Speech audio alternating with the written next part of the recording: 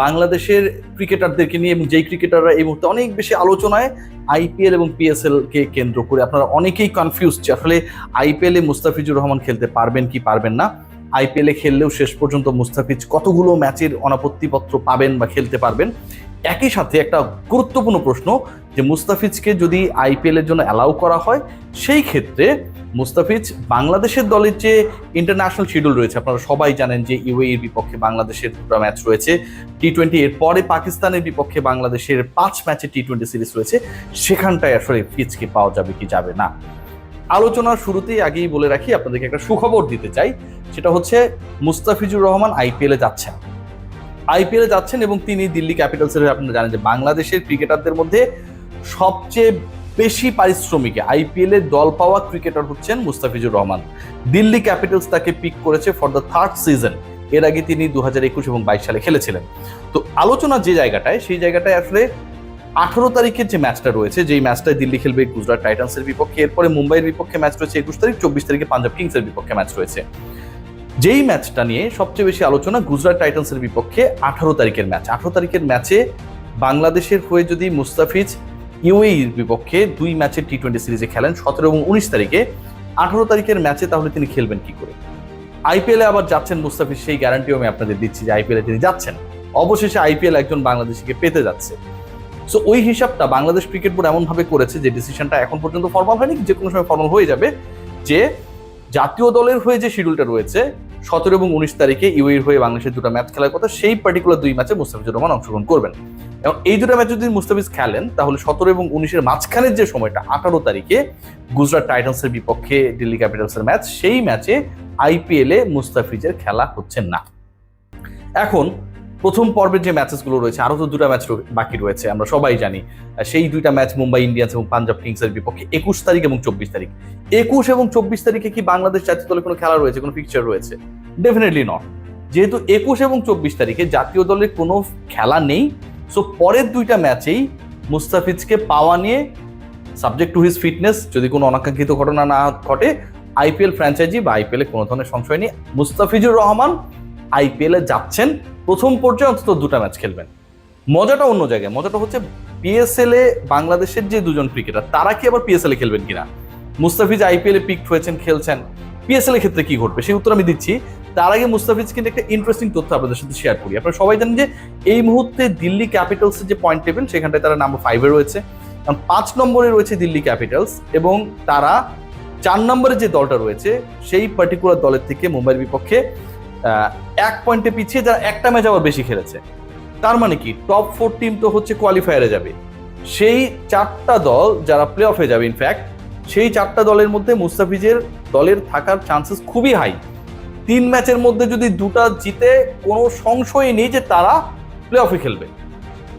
মুস্তাফিজুর রহমান 21 এবং 24 তারিখ মুম্বাই এবং পাঞ্জাব কিংসের বিপক্ষে যে 2টা ম্যাচ রয়েছে প্রথম পর্বের, সেই ম্যাচে যদি মুস্তাফিজের দল জেতে, অথবা সেই 2 ম্যাচের একটাই যদি জেতে এবং গুজরাটের বিপক্ষে 18 তারিখে যদি জেতে, তাহলে তো মুস্তাফিজের দল প্লে অফে চলে গেল, টপ 4-এর মধ্যে চলে গেল।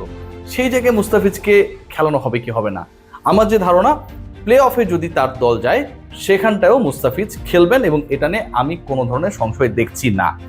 যেহেতু তার দল নাম্বার 5th পজিশনে রয়েছে এবং 5ম অবস্থান থেকে 3 ম্যাচ হাতে রয়েছে, 2টা জিতলেই তারা চলে যাবে, প্লে অফে যাওয়ার সম্ভাবনা রয়েছে। মুস্তাফিজের আলটিমেটলি যদি খুব লাকি হয় তার দল এবং ফাইনাল পর্যন্ত যায়, টোটাল ম্যাচ খেলার সম্ভাবনা রয়েছে 5টা।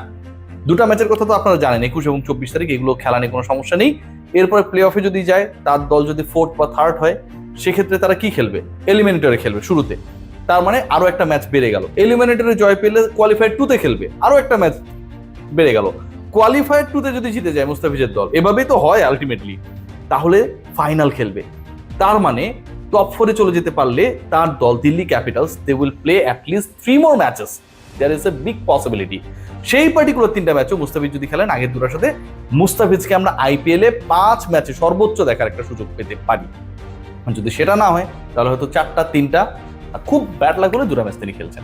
এখন what about the other cricketers? যেই আলোচনাটা আসলে একটু আগে একটু থেমে গিয়ে আমি বলেছি যে একটু পরে করছি। রিশাদ এবং Nahid Rana, are they going to play for PSL or not? আমি যতটুকু এখন পর্যন্ত ফ্রম বাংলাদেশ ক্রিকেট বোর্ড জানতে পেরেছি যে রিশাদ এবং নাহিদ রানার ব্যাপারে তাদেরকে পিএসএল এ খেলতে অ্যালাউ করার ব্যাপারে বাংলাদেশ ক্রিকেট বোর্ড এখন আর খুব বেশি ইন্টারেস্টেড না। প্রথম কারণ সেটা হচ্ছে মুস্তাফিজকেও ছাড়া হলো, এরপরে নাহিদ রানাও যদি না থাকে, তারপরে রিশাদও যদি না থাকে, যদিও আলটিমেটলি পিএসএল এর পরেই পাকিস্তানের বিপক্ষে বাংলাদেশের ক্রিকেটাররা খেলতে নামবে এবং পাকিস্তান জাতীয় দলের অনেক ক্রিকেটার পিএসএল শেষ করেই বাংলাদেশের বিপক্ষে নামবে। সো এটা পাকিস্তান ট্যুরের সাথে ক্লাসই না, কিন্তু জাতীয় দলের সাথে এই ক্রিকেটারদেরকে টিম ম্যানেজমেন্ট চায়। তাহলে মুস্তাফিজকে সুযোগ দেওয়া হলো, বাকিদের কেন দেওয়া হবে না? এটাও কিন্তু একটা বড় প্রশ্ন। সেই প্রশ্নের উত্তর রয়েছে। সেই প্রশ্নের উত্তরটা হচ্ছে, যখন মুস্তাফিজ আইপিএল এ পিকড হয় নাই, বাংলাদেশ ক্রিকেট বোর্ড যেভাবে চিন্তা করছে আমার লজিক্যাল মনে হয়েছে, যখন পর্যন্ত মুস্তাফিজ আইপিএল এ পিকড হয়নি, the same time Rishad, Nahid Rana তারা পিএসএল এ পিকড হয়েছিল, তারা তো পিএসএল এর ম্যাচেস খেলার সুযোগ পেয়েছিল। BCB allowed them to play for PSL. তার মানে কি, তারা হচ্ছে পিএসএল খেলেছে, একটা পর্যায়ে এসে হয়তো তাদেরকে অফ করে দেওয়ার পরিকল্পনা করা হচ্ছে। কিন্তু মুস্তাফিজ তো যখন তারা পিএসএল খেলেছে অ্যাট এ টাইম আইপিএল এ পিকড হয়নি, খেলাও নাই। সো মুস্তাফিজকে একটা সুযোগ দেয়া অবশ্যই fair. So from that particular connection Mustafiz is getting advantage as he was not the part of IPL earlier. So সবকিছু মিলিয়ে যে সিচুয়েশনটা দাঁড়িয়েছে আমার কাছে মনে হয় it's going to be a very exciting IPL. But PSL নিয়েও এক্সাইটমেন্টটা থাকবে। বাংলাদেশের এমন একজন ক্রিকেটার যিনি পিএসএল এ এবার অংশ হতে যাচ্ছেন লাহোর কালান্দার্সের হয়ে, এবং তিনি যেভাবে খেলবেন, যে প্রক্রিয়ায় তিনি নিজেকে আসলে এভেলেবেল করলেন, একটা সময় যার ক্যারিয়ারটাকে শেষ মনে করা হচ্ছে সেই সাকিব আল হাসান, তিনি যখন খেলবেন একটা পার্টিকুলার টুর্নামেন্টে, সেই টুর্নামেন্টের নাম যাই হোক না কেন, আমার কাছে মনে হয় যে সেটা নিয়ে আকর্ষণের কোনো ঘাটতি থাকবে না বাংলাদেশের ক্রিকেট ফ্যানদের। তার মানে দাঁড়াচ্ছে যা, পিএসএল এ নাহিদ রানা, রিশাদরা যদি ফাইনালি নাও খেলেন, বাংলাদেশ ক্রিকেট বোর্ড যদি আরব আমিরাত সিরিজের পরে তাদেরকে অ্যালাউ নাও করে, সাকিব আল হাসানের এভেলেবিলিটি আমার কাছে মনে হয় সকল গ্যাপ, সকল দুঃখ, কষ্ট, বেদনা সবকিছু কমিয়ে দিবে। একদিকে Shakib Al Hasan will be the part of PSL, অপরদিকে Mustafizur Rahman will be the part of IPL. এবং সবকিছু যদি এমন ভাবে ঘটে যে আইপিএল এ মুস্তাফিজের দল যেহেতু 5th পজিশনে রয়েছে, প্রত্যেকটা দলের মধ্যে হাড্ডাহাড্ডি কন্টেস্ট রয়েছে, পরের 3 ম্যাচে 2টা জিতে যায়, প্লে অফে চলে যায়, সেখান থেকে যদি ফাইনাল পর্যন্ত চলে যায়, তাহলে যেই মুস্তাফিজ আর্লিয়ার পিকড হয় নাই, সেই পার্টিকুলার ক্রিকেটারকে হয়তো আমরা আইপিএল এর ফাইনালেও দেখতে পারি। সিরিয়াসলি অনেক কিছুই ঘটার অপেক্ষা। আমি অনেক কিছু আলোচনা করি, আপনারা সমালোচনা করেন, স্বপ্ন দেখতে বাধা নেই। আলটিমেটলি মুস্তাফিজকে 2 কোটির ভিত্তিমূল্যের মুস্তাফিজকে কিন্তু দিল্লি ক্যাপিটালস 6 কোটিতে কিনেছে। নিশ্চয়ই কিছু একটা তার মধ্যে রয়েছে, and that's why he has been sold out. সবাই ভালো থাকবেন, টেক গ্রেট কেয়ার। শুভ কামনা বাংলাদেশি ক্রিকেটারদের জন্য।